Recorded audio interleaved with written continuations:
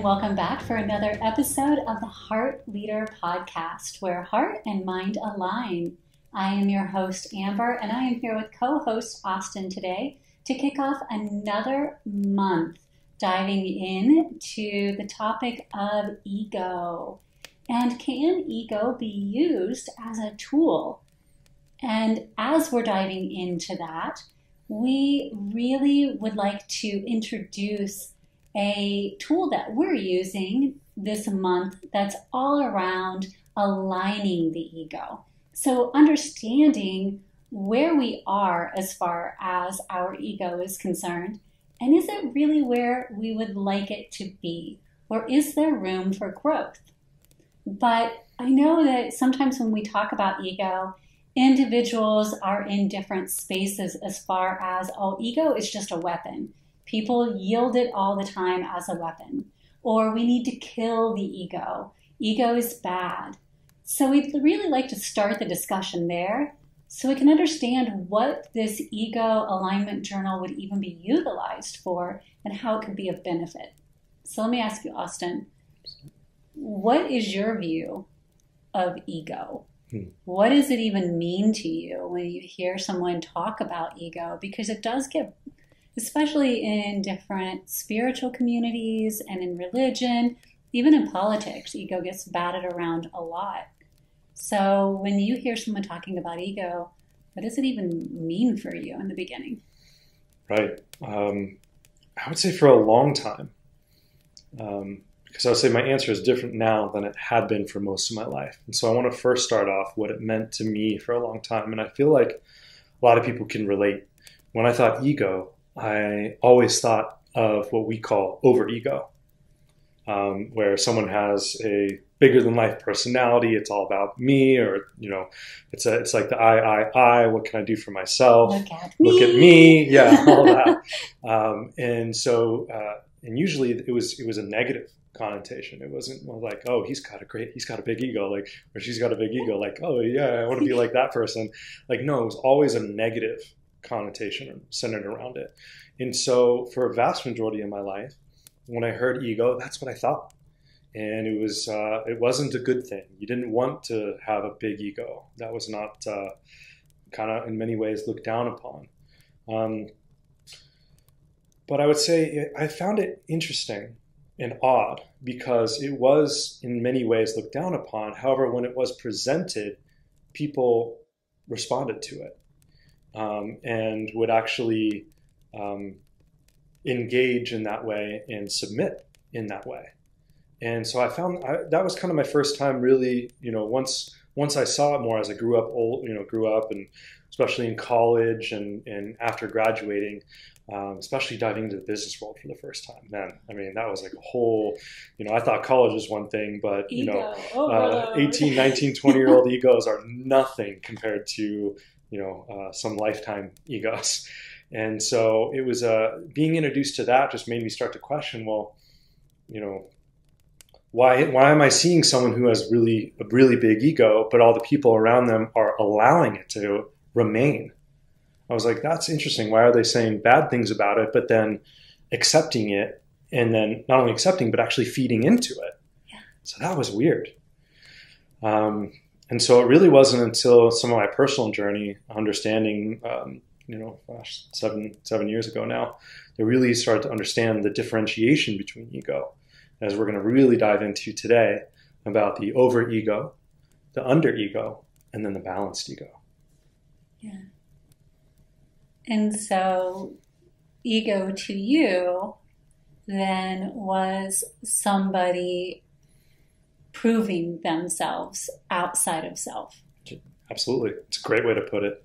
I don't know if I had the bandwidth or the awareness at that time to be able to put it in that way. To me, it seemed like machismo or bravado or, in those kind of terminologies that you'd see, especially in movies, right? Yeah. And that's where it would be kind of really put into place. And I'm like, okay, like that's an ego. You're like, whoa. Yeah. And in a way, I would offer that is ego in one flavor. Right. And that's the one we talk about the most. Mm-hmm. but we don't really associate somebody being withdrawn or being self-conscious or self-loathing. We don't necessarily relate that to ego. But I've found that when we have an undersense of our ego, when we don't feel like we're enough or that we're worthy enough, then that deflated ego tends to also be equally as out of balance and could be and should be talked about equally as much as somebody who has an overinflated sense of ego. Because what we tend to do then is if we have an underdeveloped sense of ego, we're attracted to those people who have an over-evaluated sense of ego because we feed off of each other. We create these codependencies, right? And we see it time and time again in coaching and counseling. There's this codependency that can be so easily created because we're looking for the strength in others that we don't have to create the balance. So there's an outside of self that starts to happen, right? So I know what I don't have, I'm going to seek it outside of myself. Instead of looking within and going, I know what I haven't developed yet. How can I develop this for myself? This episode of the Heart Leader Podcast was brought to you by Stephen Douglas. Stephen Douglas is one of the nation's leading boutique search and interim resources firms and has been recognized as a leader in identifying and providing access to top talent for clients since 1984. Whether it's a company preparing to go to the next level or a candidate looking for better opportunities, Stephen Douglas keeps the focus on the needs of the people they serve. They specialize in connecting the right talent to a company's needs, while also understanding what the market demands. To learn more about this amazing organization, visit them at stephendouglas.com. And so when we talk about ego being used as a tool, to me, that's really what we're talking about. Because if we're constantly looking outside of ourselves for that, then we're creating these codependencies where we stay where we are. We stay with that underdeveloped sense of ego, looking for that overdeveloped sense of ego to balance ourselves out outside of ourselves. But if we look at it as this is my tool, and I have not yet created a healthy awareness around this tool that I can leverage to know who I am and how I desire to experience myself in this world. So I'm going to go within and create that own knowing of self and balance within myself so that I can be that expression. Or like, hey, I've gone too far the other way, and now I need to prove to everybody else who I am instead of just being who I am. So how do I pull that back? Then all of our energy and time is spent in proving something or not experiencing something instead of being in that healthy center point, if that makes sense. Absolutely. I really like how you just put that because it helped me, even just in this conversation, have a better understanding and more empathy for those in the over-ego standpoint, because the reality is that's a facade where it's really someone who is in the under-ego or the deflated ego who's attempting to prove that they aren't. And so it goes so far the other way. And so, yeah, I've been kind of wondering a little bit about, well, I do get the under-ego part. That's something I've struggled with. I mean, honestly, who hasn't struggled with self-worth or self-love or self-understanding? Yeah. In a world that's constantly telling you how to be, what to do, and all those things, no wonder we're struggling in finding our true north, right? So, and it's only natural for humans to want to go so far one way so they can find that balance. We do that in many aspects of our lives. It's like the pendulum, right? Got to swing. Yeah, exactly. So, but I just hadn't really, so I appreciate the way you just brought that forward, because I feel like it really clicked on another level for me, that even the presentation of an over-ego is the reality of someone still in the underego. And so the balance isn't necessarily, it's this, it's the balance is in the lack of understanding of self. Yeah. And so that's a fascinating, so I appreciate that. Thank you. Well, thank you. That's good. And ultimately, I know sometimes we'll mention ego can be a tool or a weapon, as all things can be. It's how we utilize anything that can make it a tool or a weapon. And that includes our ego. Because our ego is a way for us to know who we are, where we begin and end, as opposed to you, like me being me, you being you, right? So it's a wonderful asset. But when I have to push that my way, my sense of self is better than or less than, or that I am somehow like you should be my way and I'm going to force that so that you now conform, then I'm using my ego as a weapon. I have now weaponized my ego to force you to become like me. Versus saying, I have a healthy sense of ego, so I'm not going to allow you to force me to become like you. But I'm also not going to force you to become like me. We all have an opportunity to be our own unique self. So I'm going to use it as that tool to shine brightly as I am and have the amazing experience I came here to have and share as I came to share. But if you don't desire what I have to share, okay, that's fine. I'm good with that, and I'll move on. And so to me, when we talk about having the opportunity to use it as a tool outside of self, that's the opportunity to use ego as a tool outside of self. Mm-hmm.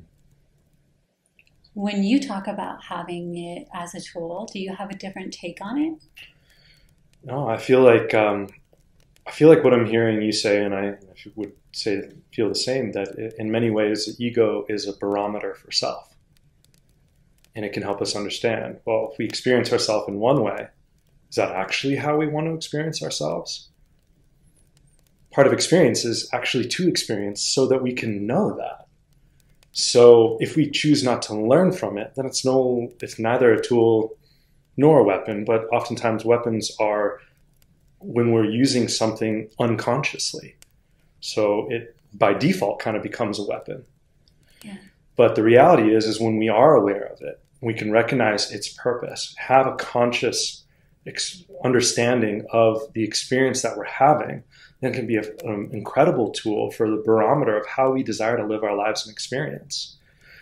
We may have a mission, as we talked about, in our life, and what we desire to accomplish. What do we want to live and experience? And so an ego can help us find our path, if you will, to say, okay, well, hey, I just experienced myself in this way. Maybe that didn't align. Yeah. And so maybe I need to pull back a little bit. Oh, wait, that was a little too far. Now I don't feel like I have a voice, and so now I need to kind of speak up. So it's kind of like that little, I think you were saying that like a bumpers, like a rail guard in a way, to keep us in our lane, to keep us on our path, so that we can have the experience that we came here to have. Yeah, very much so. And I've heard in all of the different tours that I've taken through various groups, whether they're spiritual, educational, political, the ego is somehow tainted as bad. Mm-hmm. That it should be killed off, or we should seek to rise above our ego. And I understand that concept. I'm in no way discounting those views or those perspectives. I just happen to have a slightly different one, which is that our ego is very important to us. It would be like going into your toolbox and throwing away your hammer. Could you find other tools that could compensate? Of course. But man, your hammer makes life a lot easier to have one in your toolbox, right? And it's the same with our ego. Our ego is so vital for so many things that we do in our life. It is exactly what you said. It's kind of that barometer or that bumper rail that if we understand how to leverage it and utilize it, it helps us understand our sense of mission in life. It helps us, even in many ways, understand the I part of the whole. Right. And we need both. We need to understand that we are a collective whole, but I serve a part in that collective whole. It's when we go too far into only the I and we forget that we're a part of the collective whole. It's when we get so caught in the purpose that we forget the mission. It's when we are so focused on reacting to everything around us that we forget how to take a step back and respond. Mm. So there are ways that we can balance and make certain that we have kind of the whole package.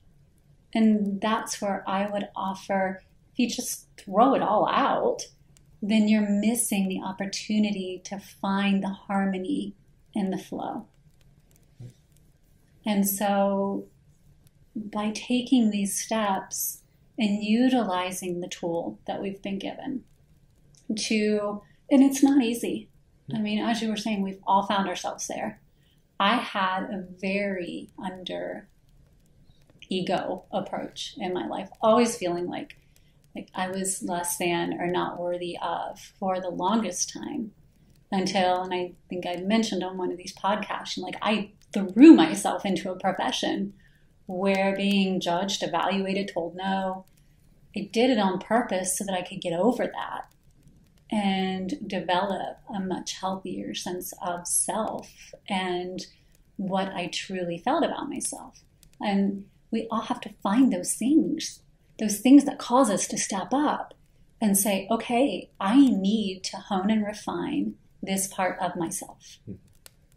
And so for you had a different path for getting there. What tools would you share or what advice would you share for someone who is on this ego journey? Someone who steps up and says, okay, I am ready. Yeah, I've identified potentially whether I have a lower sense of ego or a lower sense of self, or maybe I've gone a little too far and I'm overcompensating a little bit and I've moved into the overinflated ego just a little bit, or at least maybe because friends and family love to tell you yes. if you've kind of gotten a big head, So if friends and family or even you have noticed man, sometimes I'm just crossing the line a little bit. And you need to pull back. What advice would you give someone to say, hey, here's a couple tools that I used in order to do that? Sure. I'd say first and foremost, the understanding that I am not my ideas was an incredible perspective to approach ego, because it helped me separate myself from the thoughts that I have, recognizing that I am not my thoughts, I am not my ideas, I am not, those are in and of itself, ideas and thoughts are experiences that we don't have to act upon, or we don't have to let define us. And so we can have them. It's great to have thoughts and ideas. Means you're alive. Right? Exactly. Exactly. So, but if we can utilize them to understand, well, okay, if I have this thought or idea, just because it's maybe something I don't align with, that doesn't mean that that's who I am. Or maybe it is something I align with, and it's well, hey, I do want to experience that. So we actually kind of manifest that into our physical experience. So I'd say first and foremost, that perspective of stepping away, I think that was one step removed. I'm not my actions, I'm not my thoughts, I'm not my ideas. I'm one step removed where those create an experience for me to understand who I am. And then I think the next step was understanding that maybe ego isn't even just one tool. Maybe it's the entire toolbox. And the experiences I have are the different tools within that toolbox to help me understand, well, hey, I need a toolbox if I want to actually construct something important in my life. It's great. It's great to be able to do that. And having a toolbox that has many different facets in it so that you can pick and choose whatever allows you to actually create what you need to, then it's kind of something that is a part of me. But again, a toolbox doesn't define how you create, a house or something like that, right? It's still me, And I'm using this very loosely because I barely know how to use any kind of construction tools. So this is just straight up for analogy. So go easy on me here for any of my lack of using tools. But yeah, that because we so quickly, what's that saying about if we're a hammer, everything we see is a nail, right? And that's, to me, is part of the reason why we misinterpret what ego means. Yeah. And so, and one step within that is that, hey, a hammer doesn't have to be a weapon. It also can be a tool, right? That's what we talked about earlier. Yeah. But the next step is that, well, hammer's just one of the tools in there. And there's so many aspects that are within a toolbox. And when we have the conscious awareness of what to use, if I want to do something and construct a house, it's not like the only tool I'm going to use is a hammer. I'm not going to get very far, which is exactly why I don't build houses physically. But in the analogy, one could say, okay, well, depending on what I need to do and what I need to construct and what needs to be built, then I can consciously choose what tool to help me get there. Yes. That to me is understanding a balance of ego, because you're utilizing this tool and you're creating something, an experience that you desire. Yes. So like ego, again, a hammer. Our soul is such an important tool, right? Our consciousness that flows through all of it. Mm-hmm. There are so many different layers to what makes each of us us. Mm-hmm. And we get so wrapped up in one tool. And yeah, suddenly everything is a nail. And our ego becomes our identity and our only identity. And again, we go back to that's where having an alignment or a balance or just an awareness of, okay, it's fine. This is where I am right now. Where do I want to be? And it's different for all of us, like a healthy sense of self or an aligned ego or however you want to term it, doesn't matter. It's just making certain that your ego, that tool, is a tool that is fit for you. Now, like you're a golfer and you know how important having your golf clubs fit for you is, right? Absolutely. Your clubs have to, even though it's a golf club, all golfers use golf clubs, right? But if you went and you pulled a golf club out of my bag, it would change your golf game completely. Yeah. Because my clubs are fit for me, your clubs are fit for you. Mm-hmm. That is the same as our ego. What is balanced and fit for me is going to be way different than what is balanced and fit for you, even though it's the same exact tool. Why is that?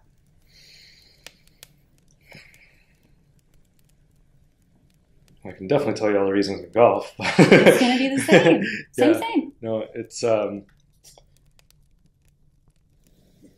It makes sense because, well, we're different. We want to have different experiences. How I approach golf is different than how you approach golf, for example. And how I approach life is different than how you approach life. Either it's better or worse, just simply different. And so when I have clubs that are fit for me, or when I actually have the awareness to take that time for myself to, like an ego standpoint, be aware of my ego that is fit for me, then I can actually approach life just as I would approach golf from a much more intentional perspective.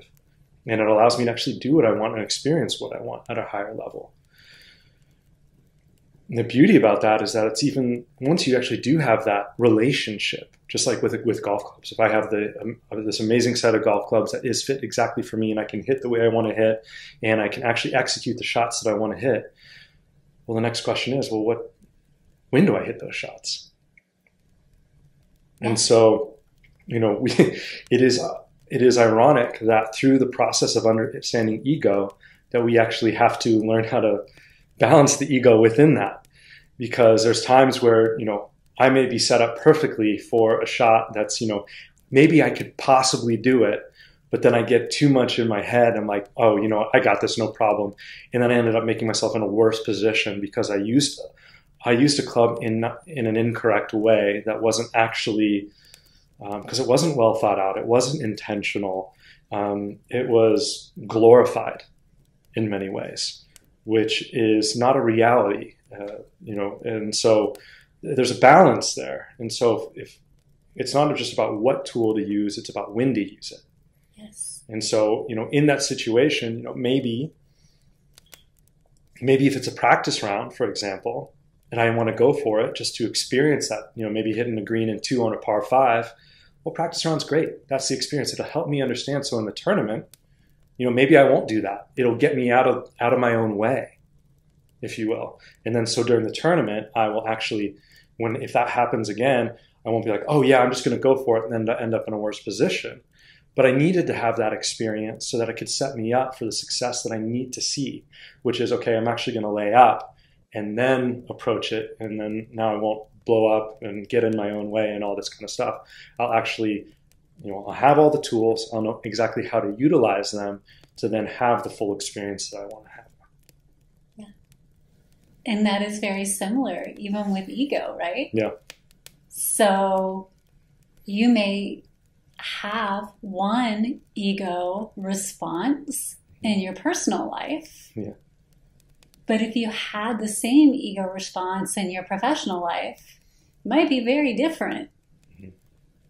So you have to be willing to understand your ego and other tools in your toolbox, other parts of who you are. So when we say tools and we say toolbox, mm-hmm. for others who are like you and don't necessarily go around collecting wrenches, hammers, screwdrivers, and build things, yes. Really all we're saying is you have to have a clear understanding of what makes you you. Mm-hmm. What are the component parts of you? We are all multifaceted, every single one of us. And no one of us are only our ego. Mm-hmm. We all have other parts that make us who we are. The ego is a wonderful entry point for understanding and going within to make other discoveries of what those aspects of us are. But there are so many parts of us. Mm-hmm. And so what we're saying is get to know all of those parts of you. They are all tools. Mm-hmm. They are all aspects of who you are. And so you're going to apply those parts of you differently in different situations. When you do that knowingly and mindfully and purposefully, then you're creating your life instead of having your life just happen to you. You become the builder. You don't have to think of it as though, okay, all this is pre-designed for me. Mm-hmm. Now, it may be, it may not be, depending on your belief system. But you at least have an opportunity to go along and help design whatever this is, mm-hmm. so that it fits for you. Right. To continue on the golf analogy, if we can, I feel like you're saying it beautifully. Like, for example, a golf course is a golf course, right? You walk up to it, it's there. It's there. It's already laid out in many ways. But how we play it, each person is going to play it completely different, have a very different experience, depending on the levels, right? And and how we approach the golf course and why we approach it, and different experiences in life and how much we practice and all that. So, as a beginner golfer like yourself and someone who's had more experience, we would have two very completely different experiences on the exact same golf course. Yes. But that golf course doesn't define who we are. We get to choose how we desire to interact with that golf course. And I love what you're talking about with the different clubs, because if I used your clubs, could I get around that golf course? Sure. But here's the problem. I'd be inherently limited by my experience of the golf course because I'm using something that is not me, not what helps bring the best out of me. Yes. And so that what seemingly could be a tool, like a golf club, ends up being a weapon for my own self, because I'm limiting who I am and the experience I can have. Because I can guarantee that I would shoot, if I had your clubs or I had my clubs, my best round would always be better with my own clubs that are fit exactly for me. Yes. And so that's what I feel like you're saying, is that no matter what faith, no matter what we believe in, that, life in some ways has some determination of how it may look, but it's our choice on how we interact with it and what tools we choose. If we're just stuck using someone else's tools, well, then we're never going to experience ourselves the way that we know is possible, the grandest vision, the greatest version of ourselves. Right. But if we do take that time to set ourselves up in the way that is best for us, and we have a balanced understanding, we practice in that, then we can approach it in a way that is best for us, and we can succeed in a way that is fulfilling for us. And how often do you have to check your clubs?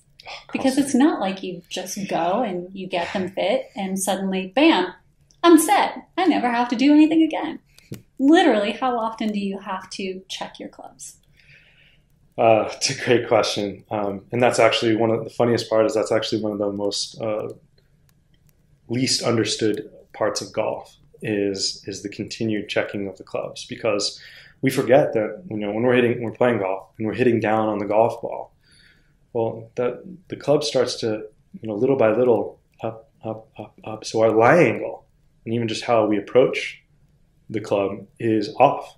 So it's no longer fit for us. So we have to go back and, ideally, if you're playing pretty regularly, you'd want to check your lie angles every 4 to 6 months, I would say. If you're playing multiple times a week, you might even want to do every quarter because, just the force of hitting down, it changes.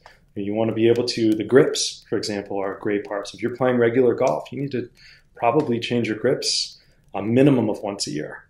Again, it's all depending on how much you use them. But there's plenty of people who approach golf where they get all the best stuff for themselves, and then they just keep the golf clubs in the garage and then never take the time to experience them. And thus is the same with our life and our internal tools, right, especially ego. Yes. How often do we check in on our ego? Mm-hmm. And so, again, that set of clubs, if not properly maintained, you go out on the golf course, you shoot a horrible round. I've witnessed throwing of clubs, screaming, yelling, they end up in the pond. That tool became their weapon. Mm-hmm. Like, it was against them. The clubs are against me. The course is against me. But really, it was the lack of attention to the tool that created the experience that seemed to pin everything against the individual. And so it's very much the same. If we don't consistently focus on the tools that we've been given to navigate this amazing experience that we call life, this is such a gift. But we have to pay attention to the resources and the tools that we came with and consistently maintain them, right, to have the optimal experience. And that's what we're offering here. So well said.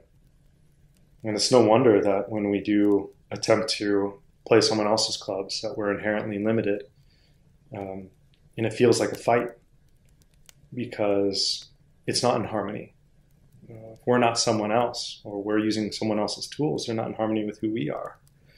And when we feel confined or limited, it's natural to just want to break free from that. And so no wonder it feels like a fight. But when you do create the tools that are for you, you feel that freedom. It no longer becomes a fight. It feels like harmony. It feels like peace. It feels like confidence, not from an overego standpoint. And it doesn't feel like it's confidence coming from to overcome an underego standpoint. It's a balanced, natural, authentic confidence that each of us have when we are aligned with who we are. Yeah. It's that sense of self, that knowing of self, where it's like, okay, it's just who I am. Yeah. And it's good. This is who I'm meant to be. Right. And when we talk about codependency in that way, it is where we begin to feel like, oh, you should be able to use my clubs. Or, yeah, I should be able to just pick up your clubs and go. And we don't understand why we can't. Like, why it's not just interchangeable in that way. And it's understandable. I mean, when you think about it and you look at it from that perspective, well, why shouldn't I? We're all people. Why, if I'm your height, why shouldn't I be able to just pick up your club and go and be successful with it? We don't look at small differences, you know? And I think that's where we miss sometimes, because we don't look at the little subtle differences between all of us. Are we similar? Yeah, we are. We're all humans, all on this journey. There are many things that make us the same. And it's wonderful if we can get to a point where we connect on our similarities, but we also have to honor our subtle differences and allow ourselves to bring forward our subtle differences and celebrate those. Right. With our last few themes, authenticity and vulnerability, which I feel fit beautifully with what you just articulated. How does honoring others and their subtleties help us understand our own? Because I know we do talk about, hey, we don't want to put all of our focus on an outside to in approach. We want to do an inside to out. But I feel like this topic of balancing ego is such a great time to understand the difference between taking the outside to in and observing the outside to in. And do you mind diving into that just a little bit, just to, in the spirit of subtlety? Yeah, of course. From my perspective, what I would say is when we take the time to observe the uniqueness of those around us without reacting if something doesn't align with us, but really observing and responding from an authentic place, it informs us more of who we are, right? Even if it's something that we don't desire to be, that informs me, like, hey, that doesn't fit for me. And I feel that, and I'm not going to judge that person or that experience or that circumstance or any of it. But I know that that doesn't feel right for me. But don't just let it stop there. We then have an opportunity, and I do this quite often. I'm like, okay, so I knew that that didn't align for me, and I honored myself and my feeling. And I also honor that that circumstance was a fit for those who were engaged in it. But now I want to understand for myself, why didn't that fit for me? What does that show me about me and my journey and how I choose to move forward? Is it just not right for me right now? Could it ever be right for me? And it gives me an opportunity to learn more about my sense of who I am, but also create space for the potential in a future. Because who knows? We don't know how we're going to grow, change, expand in our awareness. So it always allows for a grander potential of self too. Because it's not always like it's a negative situation. It could be that this is something that's just so big and magnificent that I just know that I'm not ready for that step in my life yet because I haven't gained the skills or the insights to take that next step. Doesn't mean I won't be yet, but I just need to honor where I am. And so then I can take a step back and go, okay, so does that make me bad? Is my sense of self less? Am I lower than those who are doing these grand things? It would be so easy for me to do that. Or is it that I know myself enough to know that I would not be doing those who are engaged in that a favor if I stepped into it when I'm not ready, nor would I be doing myself a favor because I haven't acquired what I need yet to get there. That doesn't mean that I'm not going to. And it doesn't mean that maybe there isn't something else and something even grander on the horizon for me. So it gives me that opportunity to constantly go within while also observing externally and giving gratitude for the multiple potentials. There's not just one. And I know personally, I used to do that all the time. Oh my gosh, I've got to grab this one. This isn't going to happen again. Oh my gosh, if I don't act on this right now, then it's never going to happen for me. And one thing I've gained from constantly doing this review is this alignment of my ego is to have a calmer sense, knowing that what is meant for me will always be in my present moment. Always. And if it doesn't feel aligned for me right then, it's okay. Because if it's meant to happen, it will present itself again. And it will present itself again. And it will present itself again. I don't have to fear that it's not going to be there. So I don't know if that fully answered your question. Yeah. But I just find that it's interesting to observe what's going on and understand how it fits for me internally now and even potentially going forward. It's beautiful. And I even like how you threw another tool, like an affirmation in there to enhance that bigger picture. And so it is just in many ways, like in our toolbox, for example, like a physical one, we may have a drill and there's different bits to that drill depending on what we need to do, and we can interchange them. So the bits themselves are a tool. The drill is a tool. And then combined, it becomes a greater tool. And I love how you just presented that for that bigger picture. So thank you. Yeah. And this kind of goes into why we have the Heart Leader Toolbox, right? It does. So we talk about toolboxes a lot. We do. And part of that is me, because I did grow up building things. Like my family and I built the house that I grew up in. Mm-hmm.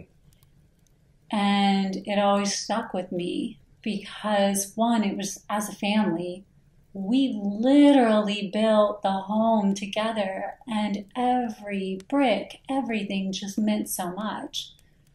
But we also learned how important every tool was. And that if you didn't have a tool that was necessary, could you make do with other tools? Of course you could. But each one, when you learned it, when you had it, and you learned how to appropriately use it, it just made the job so much faster and easier. Mm-hmm. And it just was in alignment. And it was a beautiful, magnificent experience at that point. Mm-hmm. So you could either use the tool that wasn't meant for the job, and it sucked, but it got done. Or you could use the one that was meant for the job, and it was so much easier. And so when we start talking about how to build something out that had multiple things in it, it just resonated that the toolbox is exactly that. If you have the right tool for the job, it's just so much easier. It flows. Could you get there with other tools? Of course you can. Mm-hmm. Does it suck sometimes? Of course it does. But why don't we just give people access to free resources that provides them with a tool that makes it easier? Because we have enough challenges in our life right now. Right. We don't need to be fumbling around for the tool that we need when we need it. Mm-hmm. So that's why we have this toolbox and why we keep talking about toolboxes. There's the origin story. I like it. As we kind of wrap up here, I feel like there's one more part that is really important to discuss. And I feel like getting your perspective on what tool to utilize in this area. Because when it comes to ego, whether you're struggling with over ego or under ego, shiny key syndrome. What? Oh, sorry. Pulls sometimes the worst. Yeah. And what do you feel is a great tool to help people in terms of balancing their ego? Well, as you were talking about, observing the outside of self and the subtleties, but not getting so caught up in the shiny key that's pulling our attention and almost makes us unconscious. And so it really can immediately dive and dig into our insecurities and then pull out that over ego to overcome,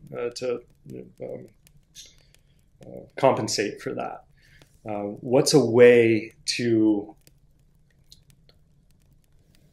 pull back, to get out of their own way, and find that balance? Because right now in our lives, I'm sure people are dealing with it constantly. There's so many shiny keys out there for all of us, pulling us in 1,000 directions. And it can feel so stressful, especially when we don't know who we are, on where to go. How do we identify a shiny key versus something that's actually a part of our path? There are so many different, just like there are so many shiny keys, there are so many ways to pull back. Mm-hmm. And we're all so unique that we really need to find the one that fits. There's a place to start. So to offer some starting points. Yeah.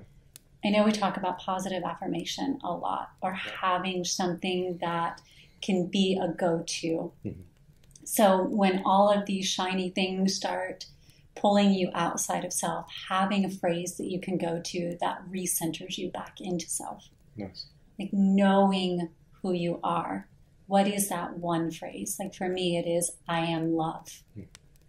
Or just the aham prema, that mantra, just helps pull me back. Just counting to 3 before you respond to something. Taking that few seconds before you make a choice. Because sometimes we're so quick to react and make a choice that it might not be the one that thoroughly aligns with our heart.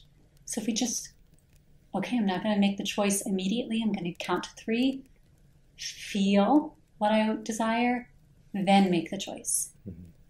Or taking a breath as you count to 3, like, okay, let me feel this through. Not think, but feel, then think.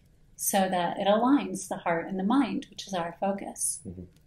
If you are someone who can do meditation or prayer, mm-hmm. taking the time on a regular interval so that you train yourself to have shutdown time. Mm-hmm. It helps with so many different things, but it keeps you connected within so that you still have that space that's within you. There's no compensating outside of self for that sacred time within self. however you find it. Even if it's just that you go for a walk and that's your time to yourself because sitting and doing meditation and prayer does not fit for you. Take a walk. That's fine. But find something that helps you connect within yourself.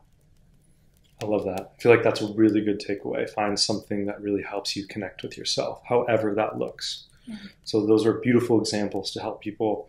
I feel really, because someone listening right now might gravitate more towards one of them. So I really appreciate you bringing some of those examples up. But for those of you who didn't quite resonate with any of those, I think that's a great takeaway. And I feel like the journal that is available this month, our free download, does actually have some of those in there so that people can actually practice real time. Yeah. So the journal this month is all about, one, understanding what aligning ego even means, right? Mm-hmm. So what is the difference between our soul and our ego? And then going through, okay, what is your current state of your ego? And is it what you desire it to be in different categories, from personal to professional to social to familial? How are you showing up from an ego standpoint? And then taking the time to, okay, so this is where you are currently. Where would you like to be? If you're already there, wonderful. But if not, how do you get from where you are to where you would desire to be? And there's checklists. There are daily and weekly plans that you can navigate through. So it's a pretty in-depth resource this month because we all navigate through ego. Right. Right. And it's a lot. And there's a lot of questions. We're poking our own self. It's hard not to feel that, like hurting our own ego just to get through it in some ways, because we're like, man, I don't want to see myself as this. I've struggled with that. And so just learning how to get through that really can make a difference, because it can really open yourself up to who you are. And when you're able to gift yourself with who you are, the best part is that you're able to gift others. And that is in many ways for me the divine gift that we get to see when people choose their authentic selves. They're vulnerable, which we talked about last month and how important that is. And that's why balancing ego and understanding self is such a great next step, because authenticity and vulnerability can help you create and understand who you are and the very best version of yourself.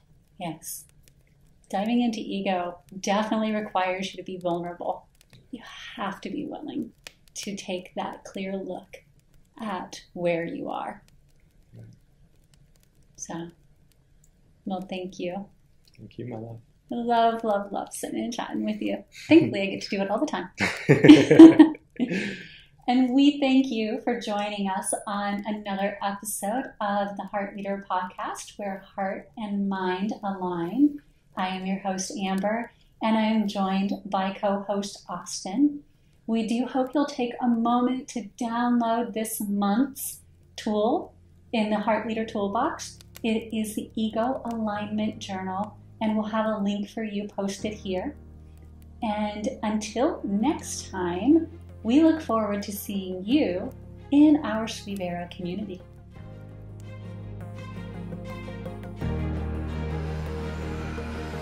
You've been listening to the Heart Leader Podcast with your host, Amber, where heart and mind align. Tune in weekly as we take a deeper dive into what it means to be a heart leader. Ready to take the next step? Join us and over 1 million people worldwide who've united in creating this global movement of love. Become a heart leader for today and tomorrow. Learn more and connect with us at swivera.org.